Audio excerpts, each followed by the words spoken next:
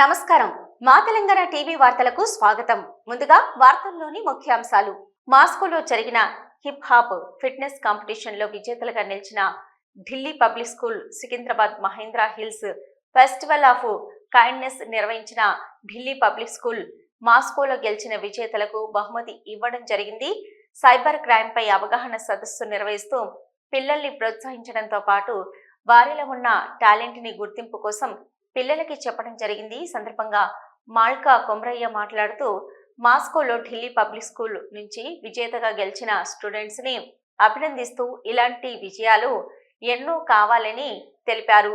Delhi public school Mahendra hills principal Nanditha Sukhara మాట్లాడుతూ మాస్కోలో విజేతలపై ఎంతో సంతోషంగా ఉంది అంటూ, ఇలాగే మా స్కూల్ అందరూ కూడా విజయం వైపు పరుగు పెట్టాలని చెప్పడం జరిగింది.